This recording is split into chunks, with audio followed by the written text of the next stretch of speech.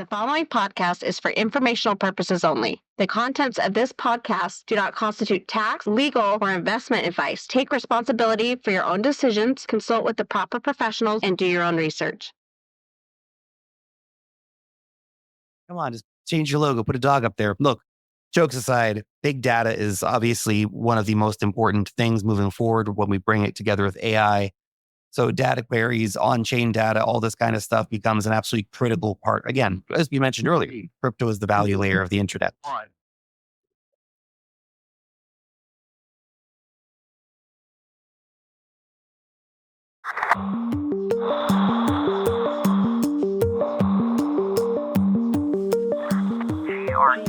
GRTiQ podcast. They're like astronauts floating in the space of time.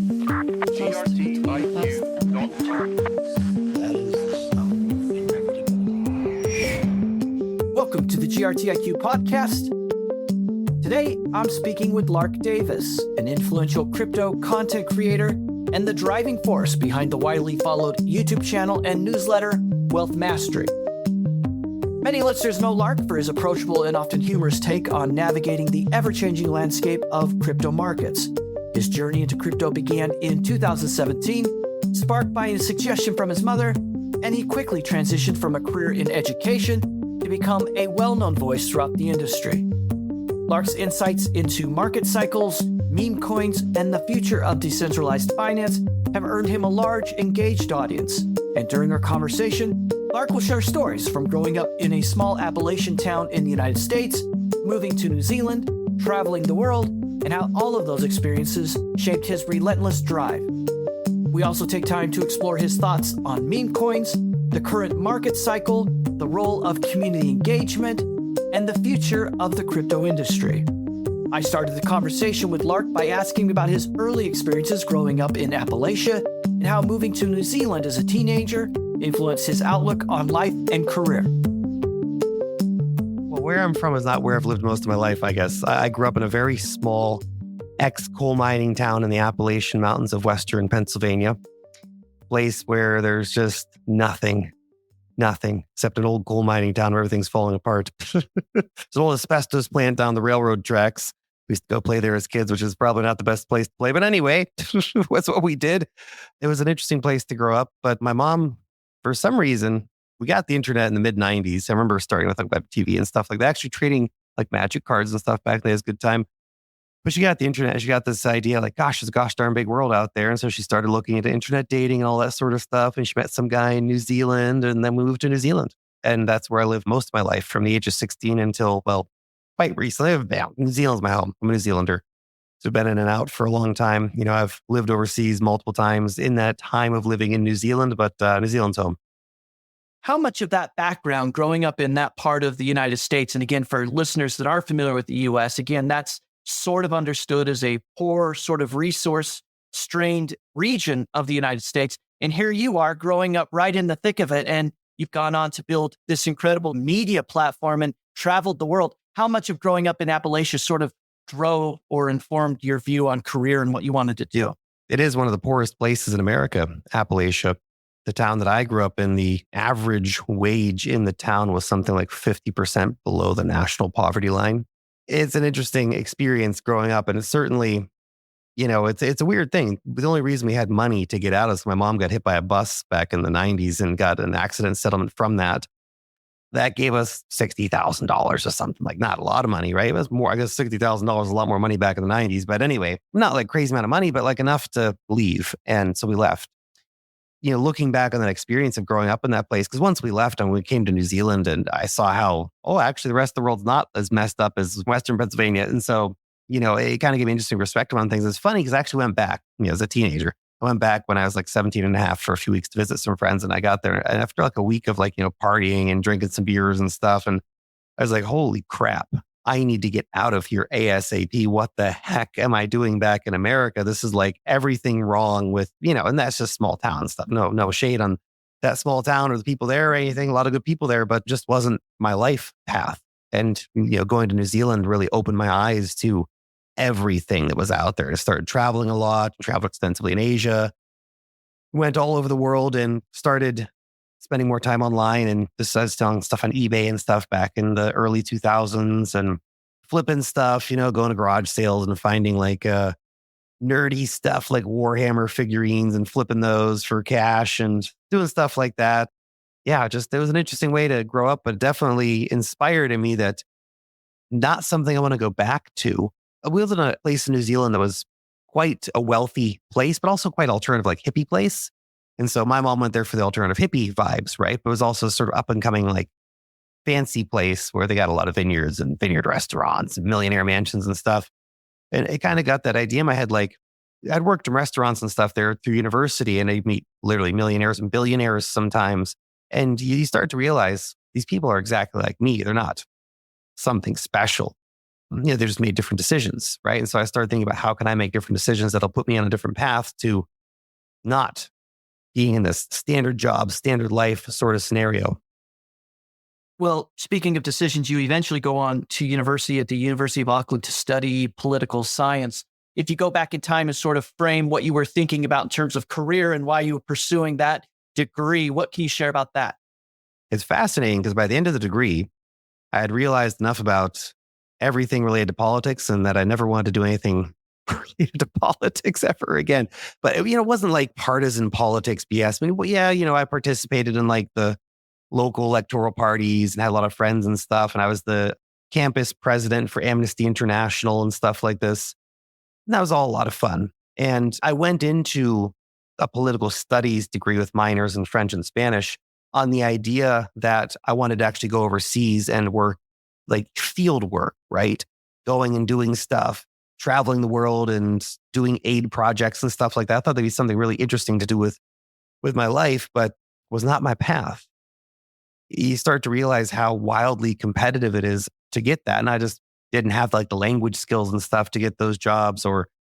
And then by the end of the 5 years in university, I also kind of realized like, shit, I don't really want to do any of this stuff anyway. Like it sounds like a great idea, but then I started to realize like I could go and compete and I could get the skills necessary to reach those levels. And I had like I could have gone to work at Amnesty International. I could have gone to work at Oxfam. I had a lot of connections at those, but they would have been like, 1 year unpaid internship kind of work thing. Is like where, okay, work full-time job during the week and then work full-time every night and every weekend nonstop in order to work for free.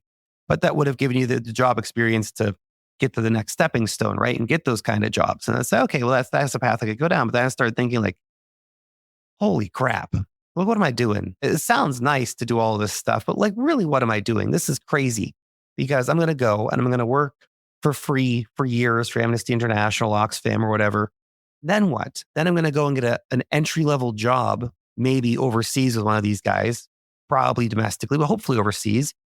And I'm going to be making like basically minimum wage, or like not quite minimum wage, but like just a little bit above. And like, so I've gone to university for 5 years. I've worked for years for free. For what purpose? And I'm going to be basically not in poverty my whole life, but I'm never going to get ahead. Even to get a house in New Zealand, I'm going to have to work 20, 25 years saving up. It's going to take 10, 15 years to get a deposit. And then the rest of my life just paying off that. Like, this is crazy. Like, what kind of life is this? I don't want that life. So I gave up on all that kind of stuff and just left New Zealand for a few years and went to Eastern Europe and hung out, teaching English, having a good time. What was that transition like for you if you sort of hit a wall, so to speak, with the pursuit of political science and any vision you had for that? This transition into education, what was that like for you? Did you discover, hey, this is my life's calling? This is the gateway to my next big thing? Not necessarily. I didn't look at it like that. I looked at it as something that I enjoyed doing. I'd been a teaching assistant for 2 years in university prior to that. And I really enjoyed doing that. That was a lot of fun. That's probably one of the most fun things that I did in my 5-year degree was actually working as a teaching assistant. I really enjoyed it. It was a lot of fun. It was great. Connect with the students and all that fun kind of stuff. And then I went overseas to teach. I'd become kind of obsessed with Eastern Europe and learning Russian and stuff like this. And so I went to live in Ukraine first and then to live in Russia later. It was sort of an entry into that world to be able to go there as an English teacher. So it wasn't that I had this incredible desire and passion to go be an English teacher. I looked at it as, okay, this is something I enjoy teaching. I like teaching. I really enjoyed the years that I was teaching. It was fantastic. Teaching little kids English and stuff. It was super cool. I had a great time. But it was never going to be the thing I was going to do for the next 40, 50 years of my life, right? So even back then, I was just finding different ways to do internet entrepreneurship, and a lot of that was just like freelancing and stuff online and trying to cook up different ideas to create online business, which none of which worked out even close to. But the inspiration was there to keep pushing for that kind of stuff. And then in 2017, crypto landed on me and I took off with it. Before we sort of transition to your story entering into crypto, I want to ask you this question about traveling and sort of how that's informed your view of the world and of people. And whenever I get the opportunity to speak with somebody who is as well-traveled as you are, I'd like to ask these two questions. So the first one is, what's the one thing everybody's got to go see? If you can get the travel bug and get the opportunity to go somewhere and see something, what's your recommendation? Well, that's a great question. Man, there's so many amazing places I've been. Part of me wants to just say Thailand because it's so amazing, right? It's such a beautiful country, such great beaches and stuff like that. But I think the better answer would be, and that, if I guess it's your first time ever going here, go to Thailand, right? But if you've been to like Thailand before, maybe one other place, Mexico or something, whatever, go somewhere a bit more challenging, somewhere that's going to be really put you in the deep end. One of my favorite trips of all time was actually going to China this was maybe 2003. I think I was 19 or 20. And I went to China for a month. And this was like early, like China was not the China it is now, right? There was no English anywhere. There were no English signs anywhere. I was basically like the only white dude in most places that I went, and nobody spoke English for like a month, and I couldn't read any of the signs. And it was such a wildly fun adventure because it was just such the deep end of experience, right? And I don't know, obviously China's not like that anymore, and it's developed a lot since then. But there's a lot of great experiences out there to have. So throw yourself in the deep end of some experience, right? Don't just go to the resorts. Don't just do what's easy. Doing what's easy is fun. Thailand's fun. Thailand's a great time.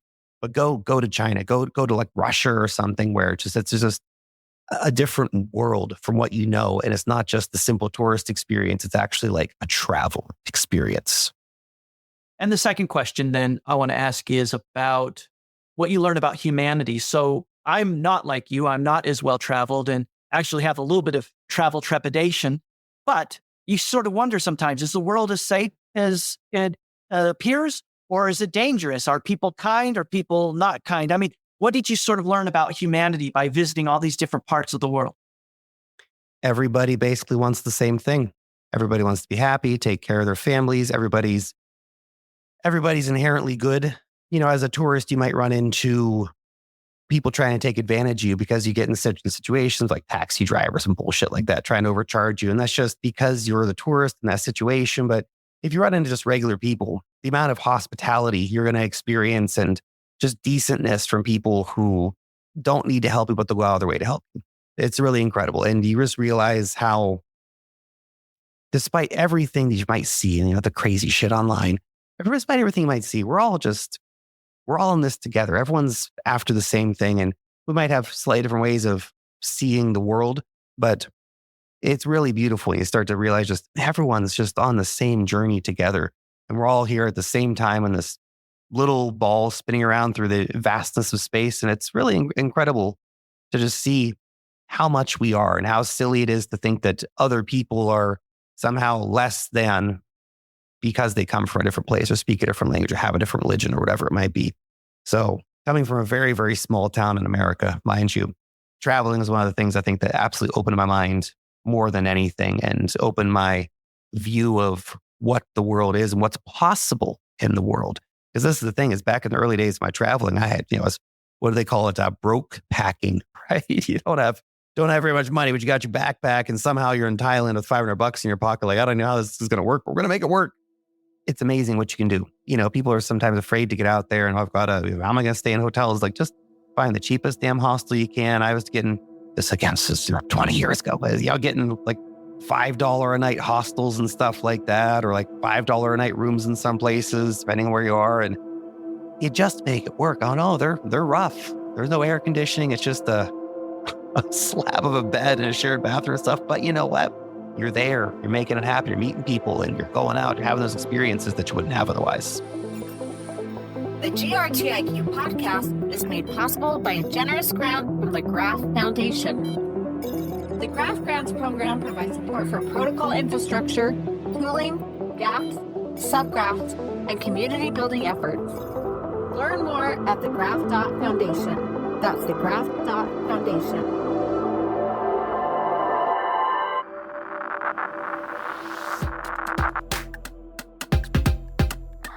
Hi, this is GRTiQ, and thank you for listening.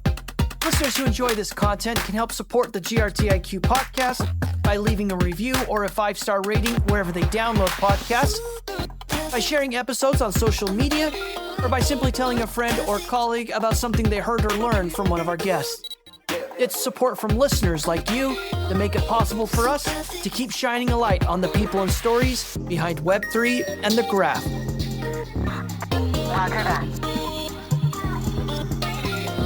So let's go back then to 2017. As you mentioned there, this was sort of a pivotal moment for you that would shape largely why we're talking today and how you've built this incredible media platform. Take us back in time. Tell us about that first introduction you had to crypto and what that light bulb moment was for you where you decided to sort of make a life pivot. Sure. Bitcoin had sort of been on the radar. I never bought any, but it had been on the radar since 2012. It was around the peak price. Was getting a lot of media attention. And we were talking about it actually in the Auckland University, in my tutor's office. We were all talking about Bitcoin. I thought, gosh, that's darn interesting. I should buy some Bitcoin. Didn't buy any Bitcoin, bought beer instead. But, such is the life of a college student. And so I'd kept an eye on it. I had this little currency app and it had like New Zealand dollar, Russian ruble, Ukrainian hryvnia, euro, and Bitcoin on it. So I'd always keep an eye of what's going on with that. In 2017, my mom called me. She's like, you got to get into this Bitcoin thing. She'd been listening to this guy, Jeff Berwick, like sort of anarcho-capitalist sort of stuff. And she's like, we got to get into the Bitcoin, but I don't know how to buy it. So you have to go and figure out so I can buy some. My mom is, a crypto OG, by the way. She's probably got more Bitcoin and Ethereum than most of the people listening. I would be willing to wager.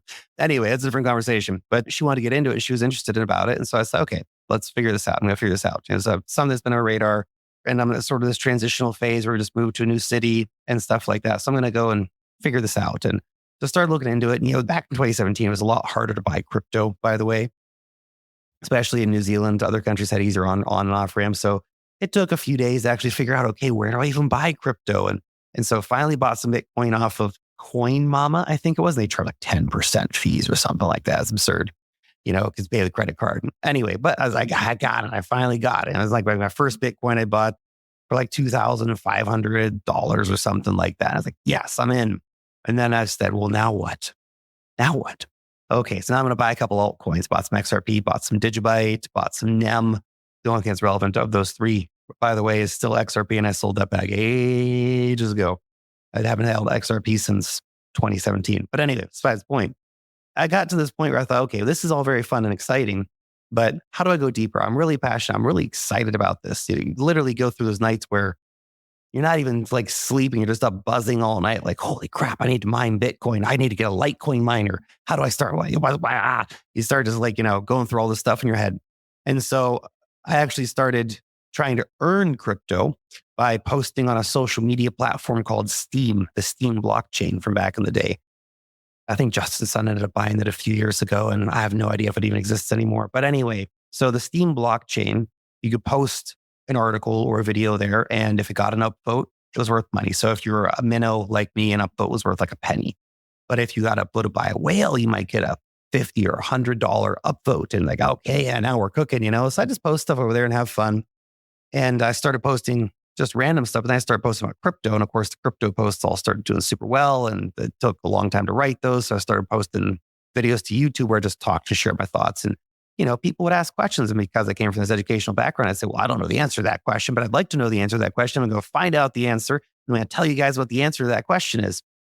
And so that's kind of how the content started, was going through this sort of process of trying to teach myself about cryptocurrencies, but also educate people about the things I was finding out. Because I figure, other people probably want to know the answers to this too. So I'll make videos and post it. And then the YouTube channel just started taking off. It was the right time, right place to an extent, but it was also a relentless commitment to just keep doing it. And in November 2017, I quit my day job as a teacher because I'd been burning the candle at both ends. I was waking up at 3 a.m. to teach. And I'd teach till like 10 a.m. And then I'd make videos from like 10 a.m. to like 9 p.m. And then I'd teach again. And like, there's just like 4 hours of sleep a day, just grinding nonstop. But I loved it. It was so exciting. And so, I quit my day job in November 2017 and just went all in, which was a crazy time to go all in because then the bear market came. But even in the depths of the bear market, I just used it as a time to keep perfecting the craft and thinking about how I want to move this forward and just survive that period and then get through. And then the next bull market came and then everything got very exciting again. Where does that hustle come from? I mean, that's a lot of drive. Like you said, you're putting in a lot of energy in both directions here. How would you explain to somebody where you get that hustle?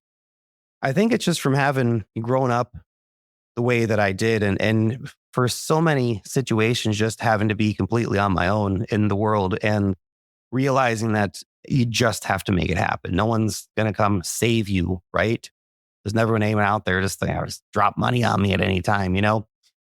You just have to push. But I was 18, I moved to Hawaii back when I was still a U.S. citizen a long time ago. I moved to Hawaii on a one-way ticket with like $25 in my pocket. I had no idea what I was doing. I was like, I'm going to make it work. We're just going to I don't know, but we're going to figure it out. And I got there and just started grinding and ended up finding a hostel where I could sleep at the hostel in exchange for cleaning the hostel. And, then you just figure it out. And that kind of mental attitude where I don't know, but I'm going to make it work. And failure's really just not going to be an option here. And then you just keep showing up and you keep doing it. And you do what it takes to make it happen. At that point, when you're starting the YouTube channel and you're really just getting started, what's your view of crypto? Is it this new asset class that's highly speculative and it's really just for investors with a keen eye for opportunity? Are you also seeing or recognizing there's some underlying technology tied to it where we're sort of on the cusp of a new internet, if you will? One of the most important technological advances since the internet itself, essentially. We're at a very interesting time where we have crypto and AI happening at the same time. And, to an extent, these technologies have been brewing for a while, but now they're really taking off in a major way. But the thing that stuck me with crypto beyond just the speculation we all love the speculation and make money. Okay, that's a lot of fun. We enjoy that. But the thing that really kept me into it is what it is. I mean, this is the value layer of the internet that's being created. And in an AI era, crypto is becoming so much more important. The ability to verify real humans on chain, to verify real transactions on chain, to verify truth on chain is going to be massive. And the nexus of crypto and AI will be absolutely huge. So look, this is what kept me in. And this is what really motivated me to keep being in. Oh, the money's great. We all love the money. It's fantastic. Made plenty of money over the years in crypto. But, people make money in bonds too. People make money in, I don't know, all kinds of bullshit. But crypto's fun. It's a fun industry with fun people and the vibes are good. We're memeing all the time and we're having a good time. And it's just very fun place to be. When you think about the emergence of this technology, like you said, the value layer of the internet, which, by the way, I really love that framing. Do you see the emergence of this? Like, where did this come from? Why does this even exist? Do you see it as sort of a technological revolution where maybe that ideology was a revolution against the sins of Web 2? Do you see it as more about an economic revolution? How do you see it? Bitcoin and the wider crypto space, and Bitcoin being the tip of the spear, essentially, it's all interconnected. This is the thing. Bitcoin's not just a financial revolution. It's a political revolution. It's an economic revolution. It's a freedom revolution, right? When you start to really boil it all down, there's so many things that interconnect here. And there's this whole layer on top of it of, meme coin degeneracy and all this other crazy BS. But that's just basically a wildly free marketplace, essentially. And if you believe in freedom and people's ability to do the things they want to do with their money and their time and their energy, crypto is a wildly free marketplace. Compare it to the stock markets where if, the price moved more than 5%, so we're going to put the circuit breakers on and no one's allowed to trade stocks for an hour. That's ridiculous. And it's only open Monday to Friday, 9 to 5, excluding bank holidays. I mean, come on. Crypto is a global phenomenon and it's an absolutely global powerhouse. And one of the things that I think is so amazing, because here's the deal. If you're a dude in Nigeria, you probably can't get very easy access to US stocks or most any stocks anywhere in the world, or let alone send your money overseas because of capital controls. But crypto is available to anyone, anywhere. And this is one of the beautiful parts about it. If you have an internet connection and a phone, you can do crypto. And that's amazing. It's just kicked open the door to finance for everybody all around the world. And it's a very, very exciting thing. In 2020, you launched a newsletter associated with all the work you've done called Wealth Mastery. What can you tell us about how you went from the YouTube channel to growing a huge following to deciding to launch a newsletter and what it does? Yeah, sure. So the newsletter was really wanting to build more of a business and not just be an influencer, right? To really build a business in the Web3 industry. And so to build the Wealth Master website and to build the newsletter around that. And there was a lot, of course, mistakes made in the early days of that. We launched on a terrible platform, which didn't let us segment our audiences. And there was this website newsletter service called Review, which was terrible for a whole variety of reasons, a terrible place to launch it. But anyway, that's where we launched it. And then later on, we professionalized it a lot more as it actually started making money. So we had money to invest in that and building a website and all this other stuff. And we got an incredible research team. So really, it just came down to, I want to take what I do even to the next level, right? So it's one thing to just be, be the guy who makes the YouTube videos and, we do some affiliate marketing, we do some sponsorship deals, whatever. And it's great, fantastic. But I wanted to make more of a business out of it, something more professional. And so that's why we launched the newsletter back a few years ago. And it's gone incredibly well since then. We've had huge success with the newsletter. And, obviously there's been trying times like 2022, 2023. We just ate crap for 2 years, essentially in the newsletter. But it's been a lot of fun to run a business. Obviously, it's a challenging internet business to run. There's a lot of newsletters out there, right? And it's tough making the numbers work sometimes. You got to find enough sponsors and, sell premium products, et cetera, et cetera. But generally, it's been a really good experience. It's been a lot of fun running at essentially a second business, because I know a lot of it is based on sort of the Lark Davis brand, but that is its own brand and it's its own business, and it's really taken on its own life since then.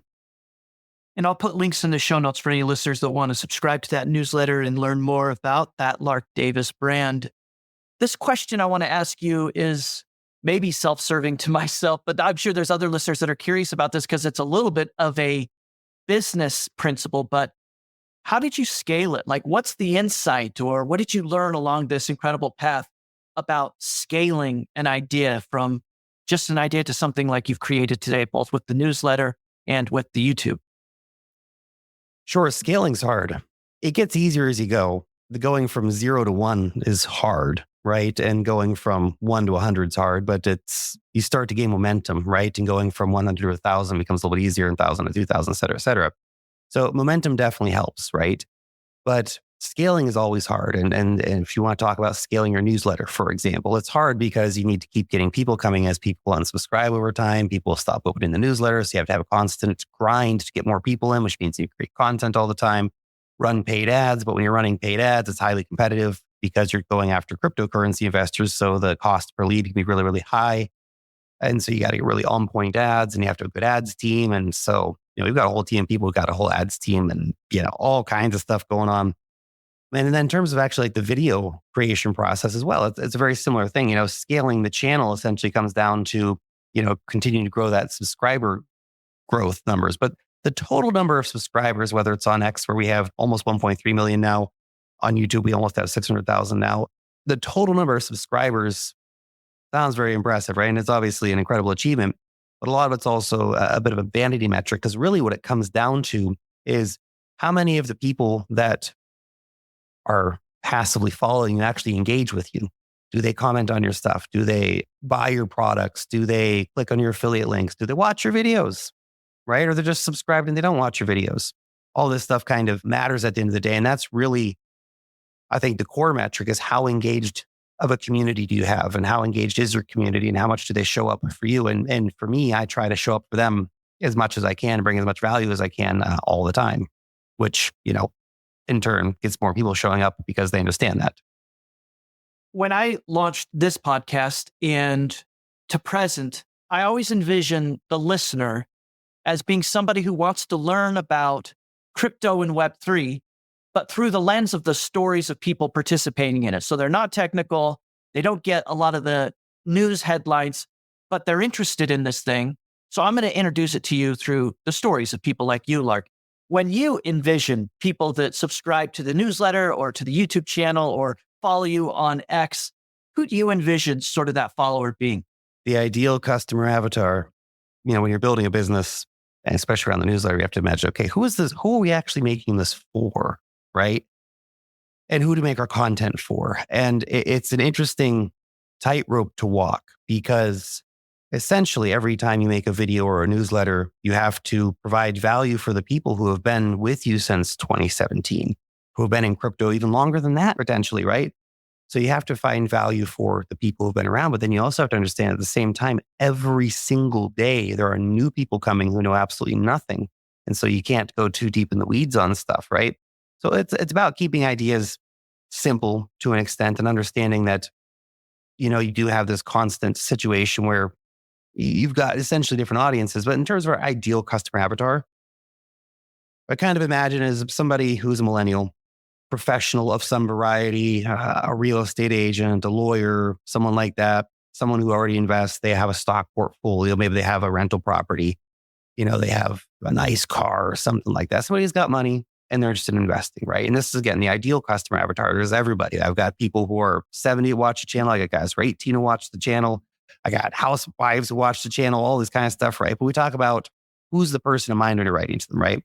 And so this millennial person, they've got, the wife, the kids, the job, the dog, right? And they want to stay up to date because they're interested in crypto. They've listened to Michael Saylor on a podcast.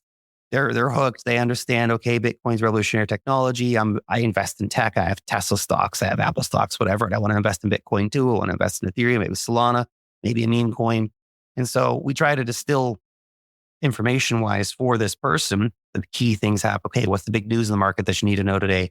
What are the charts looking like today? What's the big stories that everyone's talking about? Okay, these meme coins are really hot, or there's this new AI, meme coin trend or whatever it might be. So keep people up to date on what's actually going on and in the market and trying to distill that in a way that's fun. Of course, I like to have a little bit of fun. I know some people kind of take the drier approach, but we crack jokes. We have a good time. Try to make light of, this is investing at the end of the day. I know crypto investing's fun and there's a lot of silly stuff going on, but it can be pretty dry if you let it be. So I try to have a bit of fun too for, that ideal customer person, because I think that they're going to appreciate that. They're going to appreciate the millennial humor. They're going to appreciate the memes and the GIFs and the movie references from the 80s, man, and stuff like that, Yeah. You've grown this brand into the upper echelons of followers on X, subscribers on YouTube. And most of us, myself included, we just don't have sort of that large following. And so when we see people and brands like you active on crypto Twitter, you got large share of voice, large following, really control, I would argue, a lot of the narratives that people sort of follow and track.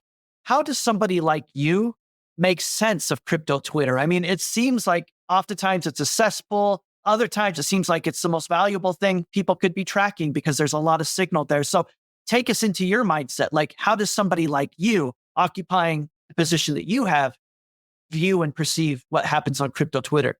Oh, yeah. Well, that's an interesting place. That's for sure. The funny thing is, again, the big numbers become a bit of a vanity metric at a certain point because there's a lot of very small accounts that I follow that provide huge value, right? You see them finding things early and you see them doing great DeFi tutorials and stuff like this. Like, there's a lot of great content creators out there that are just out there grinding and they don't have very big audiences. So if you're new to Crypto X, then I would say go and find some smaller accounts, right? And try and engage with what they're doing because there's some pretty cool people out there doing some pretty cool stuff.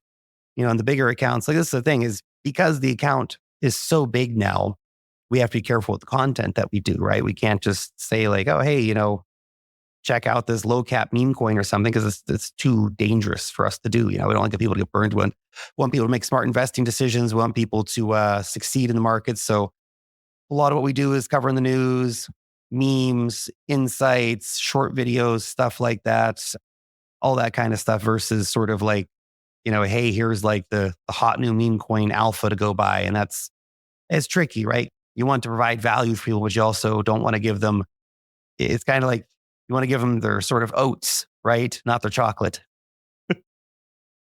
Well, as we've sort of painted along this interview, you've been around for a long time. You've seen a lot of ups and downs in different parts of the crypto cycle and the evolution of the industry. I want to ask you just a couple questions on that topic. And so the first one is, where do you see us right now in this present cycle? We're recording this middle of November, 2024. Where do you place us in sort of what does the road ahead look like? Sure. I think we're entering one of the final phases of the cycle. And here's the thing. If you're listening to this at the time that it's published, I'd like you to understand that it's getting late, realistically. the best time to buy was 2023. 2024 gave an incredible amount of great buying opportunities. And some of the big altcoins, literally, Polkadot was an example of this. I sold this recently because I was so fed up with the price action and just I needed a fresh coin of a similar market cap. I went in near protocol instead. Literally 2 weeks ago, the price of Polkadot was almost 50% less than it was during the FTX collapse. And I was like, that's mind blowing for me. Like how is this even possible? The depths of the bear market were now 50% or 30, 40% less than we were then. Like it's craziness. I don't know. Markets are nuts sometimes, man. I don't even know what to make sense of that, to be honest. Well, let's talk about themes then. Every cycle seems to sort of bolt on to a couple top level themes. What's the theme going to be this cycle? And just sort of inform maybe the way I'm thinking about it. I thought it would be like these ETFs. I'm no longer sure. Sometimes they're part of the narrative, then they go away and then they're back. Meme tokens is super interesting to me right now. AI. So, I mean, there's a couple different ones. DePIN, it seemed like it was in the running for a while. What do you see as sort of the narratives playing out? Yeah. So as we move into this sort of final phase of the market, we talk about the final phase of the market. So we're looking at, there's 6 months left, 12 months left, 12 months probably max realistically. And you'll see a lot of people getting really, really excited near that peak, whenever we're going to go going forever. Super cycles here. And the good time's never going to end. Oh, the good times always end. Remember that the good times always end. Right now, we're seeing there's two main categories that are getting the most mind share. Now, this is the thing. You can go and invest in really good technology. Question is, do you want to be right or do you want to make money? And for a lot of people coming to the market, they want to make money. They don't just want to donate their money to a bunch of nerds who are making some incredible technology that nobody in the market really understands or cares about. And this is an important thing. There's a reason why simple narratives do so well in the market, why meme coins do so well in the market, because it's an easy idea to understand. There's not much to figure out. They took a dog, they put a hat on the dog. That's it. Okay? You don't need to understand cross-chain transfers or ZK snarks technology or trustless bridges or sharding or any of that complicated bullshit, man. They put a hat on the dog. That's all you need to know.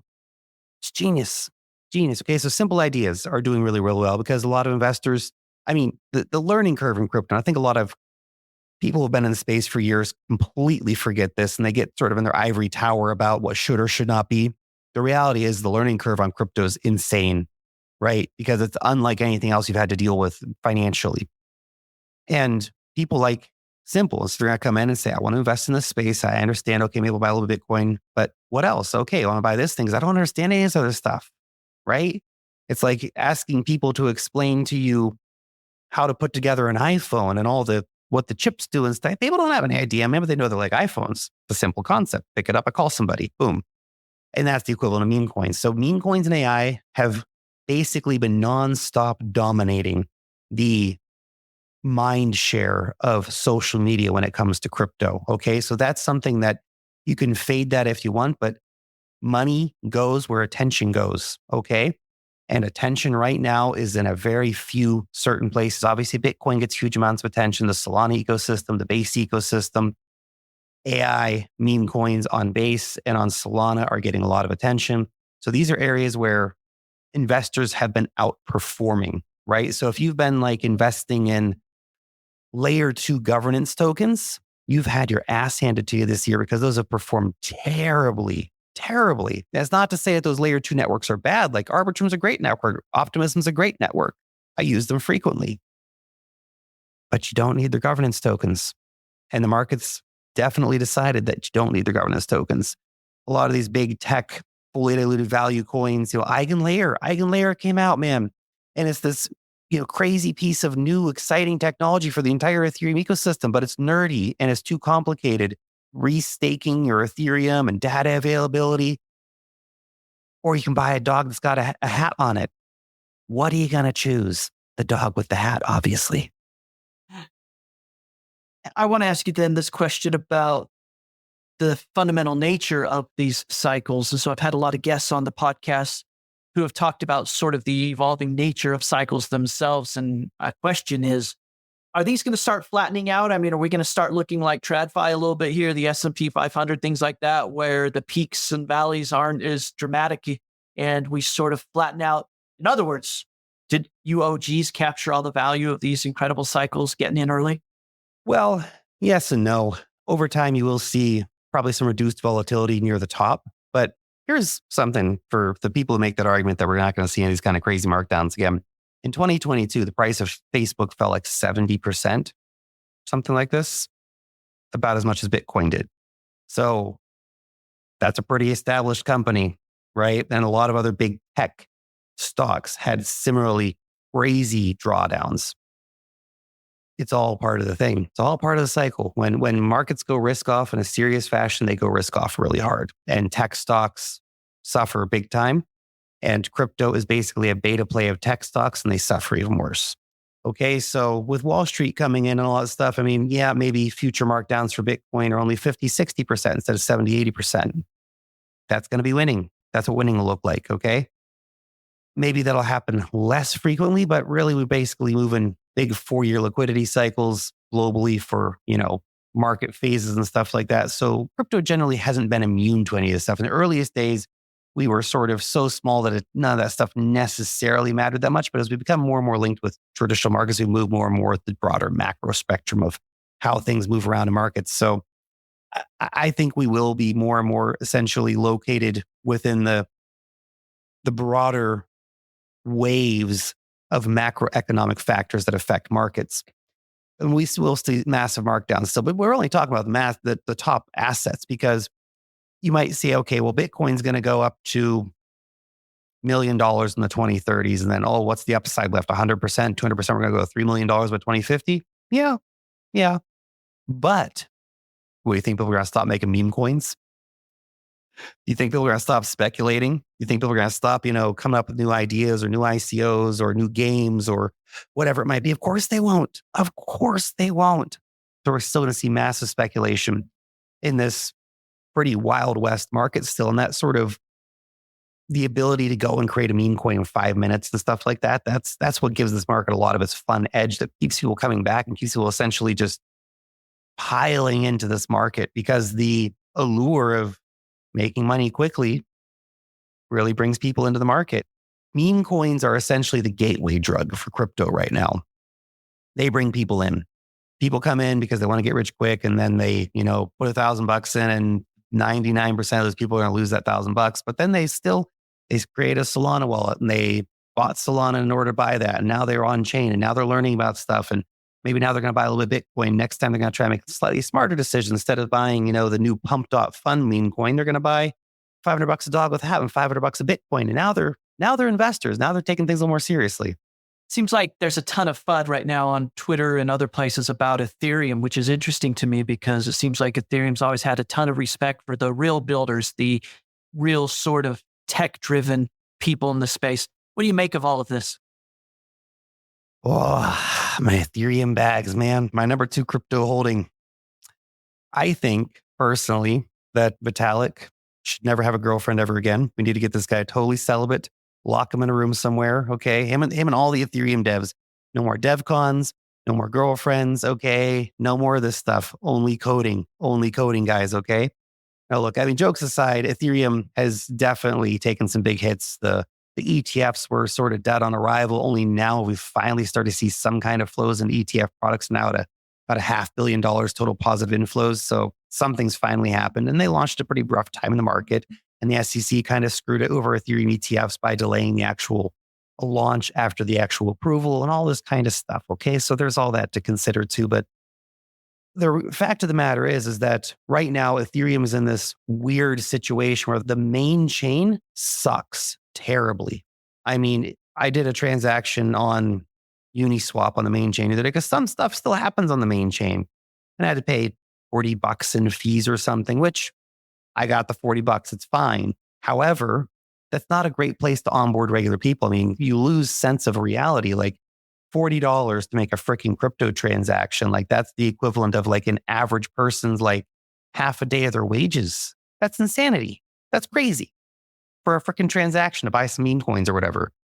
That's broken. That's super broken. So the Ethereum main chain is basically only for early crypto investors, whales, people who've got a lot of money to be able to use it. So the layer 2 ecosystem is beautiful, but also a total mess because everything's fragmented. Liquidity is fragmented deeply across a lot of these layer 2 networks, which are total garbage and don't need to exist. I mean, like Base, fantastic, love Base. Linea's got a lot of potential, I think, as a future layer 2, Optimism, Arbitrum, maybe ZK Sync, maybe Mantle. You don't really need anything else than that. Even one or two of those you probably cut. So all these other things that are launching out there and that have launched, Mode and Scroll, and I don't even remember the names of some of these things. There's so many of these layer 2s launching. We don't need them. And the problem is, it's a very bad user experience. Now, if you just want to be on Base, fantastic, easy, love Base, big Base fan. But if I want to move my money from Base to Optimism, I need a bridge.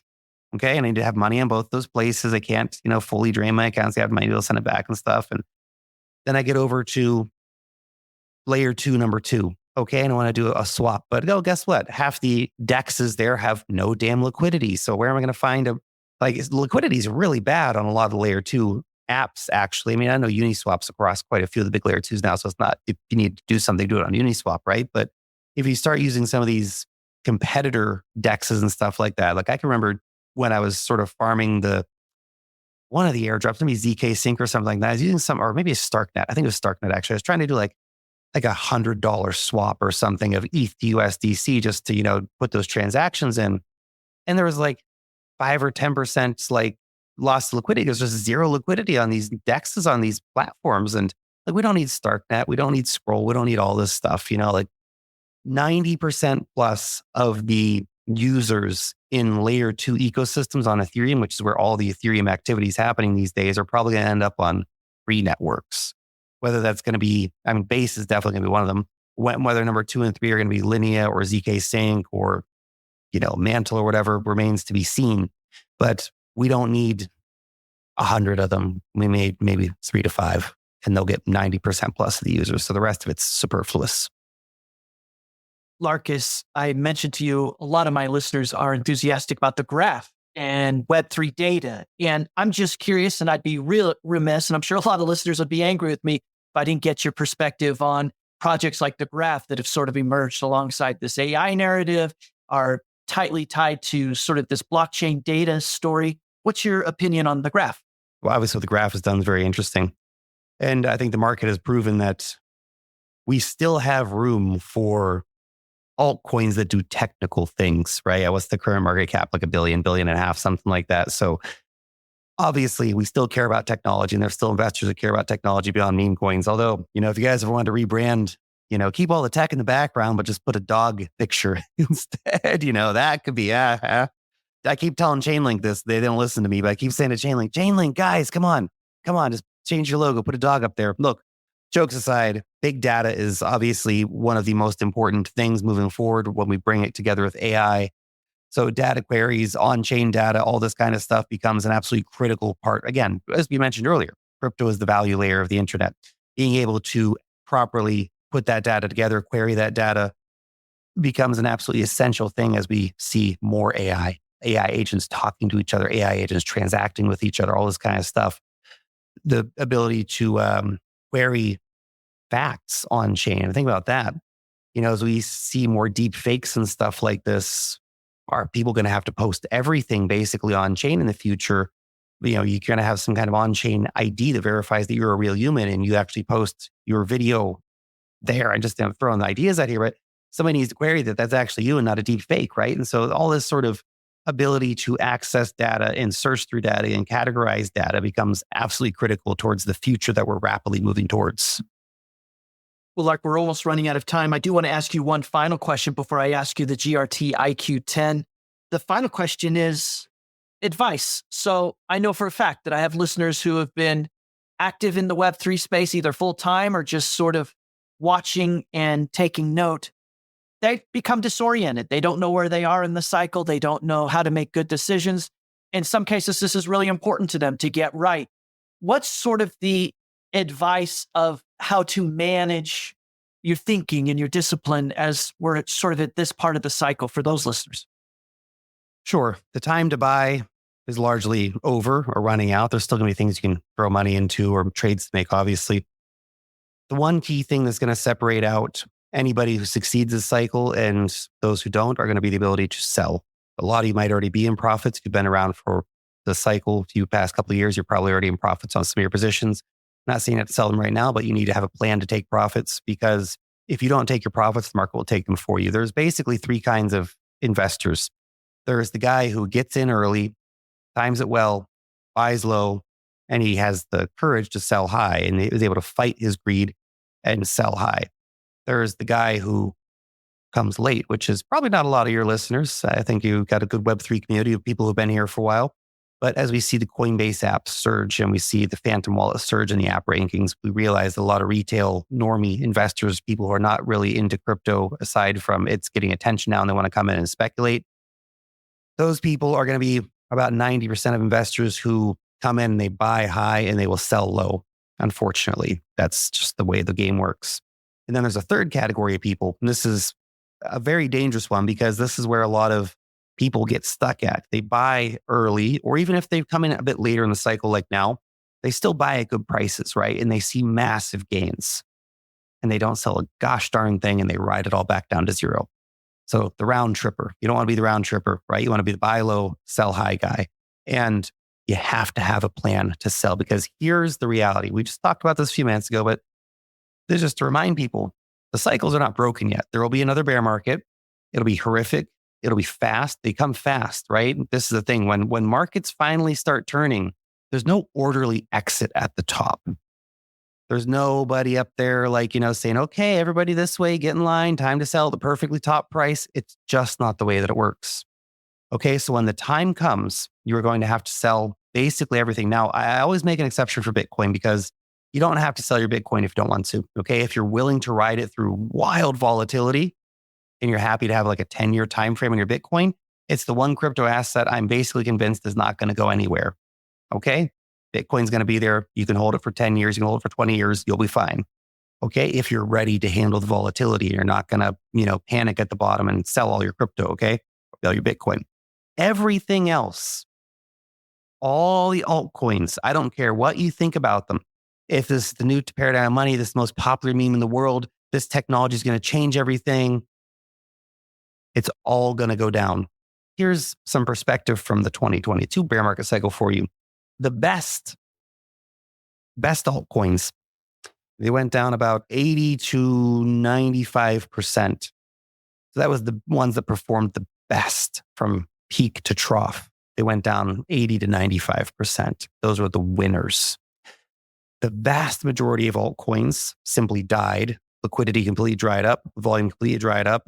Devs slowly just gave up, walked away. Oh, whoops, we got hacked. It's all done. Sorry, guys. Whatever else it might be. Most of these altcoins are going to go to zero. The vast majority of the meme coins are going to go down 99.999%. Only a very few altcoins of the meme coins will even make it to the next cycle. Stuff like Dog with Hat or Pepe or Dogecoin, they're going to make it to the next cycle, would be my bet, right? But the vast majority, come on, man, the hippo meta, the dead squirrel meta, you think that stuff's all going to make it to the next cycle? No. Okay. No, it's not. And a lot of the altcoins, a lot of these layer twos, a lot of the DEXs, all this stuff, they're simply going to die in the bear market. So when you have life-changing money on the table, okay, and some of you are going to, good news, some of you are going to, bad news is most of you aren't going to sell. If you have life-changing money on the table, for the love of God, change your life. Okay, please, because the amount of regret and self-loathing that you will feel for yourself if you do not take that money while it's on the table will be immense. Do not let the greed get the best of you, because it's going to get the best of a lot of people. Okay, you have to fight yourself. You have to fight that inner demon that's going to tell you it's going to keep going higher and higher and higher. You're a genius. You're not a genius. It's just the bull market, and it's a great opportunity. Yeah, it was smart to get involved in the crypto and to hold the assets, to get in early enough that you're able to make profits. The only genius thing in a bull market is to sell. Okay, you have to understand that, because if you don't sell, you're going to be facing utterly horrific losses, and it happens real fast. Okay, you're going to wake up one day and the top will be in and the prices will already be down 20 or 30%. And that's a fine time to sell. But your ego is going to screw with you so bad, because you could have sold yesterday for 20 to 30% higher. You need to get out. You need to get out and you need to sell, man. You really do. Because if you don't, all that money, all that potential to, do stuff like buy stocks when they're down 60% in the bear market, to buy crypto again, to run the next cycle up and compound your wealth cycle to cycle, or just to have the financial freedom that you probably so desperately want by being involved in the markets in the first place. All of that disappears. All of that disappears if you do not take profits. Please take profits, guys. Amazing. I appreciate you answering that question. I'm now going to ask you the GRTiQ 10. These are 10 questions I ask each guest of the podcast every week. Let's go. I'm excited. Let's do it. The GRTiQ 10. 10 questions for astronauts floating in space. Here's the first one. What book or articles had the most impact on your life? Whoa. How to Win Friends and Influence People. Fantastic book. Classic book by Dale Carnegie. Beautiful book, though. I reread it once every few years. I reread it. Probably read it 30, 40 times in my life, but that's a really good one. And Anything by Tony Robbins. Is there a movie or a TV show that you recommend everybody's going to watch? Oh, one of my favorite movies of all time, Casablanca. Classic. Black and white film. People don't watch black and white films anymore. They don't got time for it. It's a slower movie. Beautiful movie, though. Great movie. If you haven't watched it, it's a classic. Go back and watch it. Beautiful. If you could only listen to one music album for the rest of your life, which one are you choosing? Oh, man, that's a hard one. That's a hard one. For the rest of my life, that feels like a prison sentence, man. I don't know. I feel like any one album is going to be brutal over enough time. Gosh darn. Let's say maybe some kind of classical music. Couldn't think of any, but I feel like that would at least be like acceptable versus like, the songs just like drive you crazy after a while. Absolutely. Not an uncommon answer. How about this? What's the best advice someone's ever given to you? There's been some pretty good ones over the time. I remember taking a leak one time with this guy, this Romanian guy. His name was Dragon. It wasn't his real name, it was called Dragon. And he said, hey, got a tip for you. If you just wash it real good at the start of the day, you don't have to wash your hands after you pee. I'm just like, I'm not really sure I agree with that advice, but okay. No, okay. Real advice, though. This is actually a story from back in 2017 with crypto, and this kind of relates to what I just said. I was bragging to my dad about I'd just made $10,000 on this cryptocurrency icon, which was like the Ethereum of Korea back in the day. And he said, did you sell it? I said, no. He said, then you ain't made shit. Fast forward. Apparently, Icon was not the Ethereum of Korea, and it went down 99.99% in the bear market. Now I got out at a slight profit, but I didn't make the 10 grand. I made like $1,000 or something on it in the end. So old man Davis there in his old farmer wisdom. If it's not in the hand, you haven't made anything. What's one thing you've learned in your life that you don't think most other people have learned or know quite yet? Oh, that's a fascinating question. I don't know, but I think something that's just a nice reminder is we're all going to die. We're all going to die. And all the things you think are really, really important are probably not that important. The stuff that's actually important and that actually makes real meaning and value in your life is to spend as much time as you can with the people that you love while they're here. Call your mom, call your dad, that kind of stuff. Because at the end of the day, you're going to die and none of it's going to matter. So, be with your family, give meaning to every day, and find the beauty in life because life is beautiful. It's really important to remember that. And Lark, what's the best life hack you've discovered for yourself? Oh, best life hack. No breakfast, black coffee. That's it. Get yourself going in the morning. Based on your own life experiences and observations, what's the one habit or characteristic that you think best explains how people find success in life? Belief in themselves. This is one of the big things. I see a lot of people with toxic money beliefs and stuff like this, where they believe they can't do it. Well, if you believe you can't do it, then you probably won't be able to do it, essentially.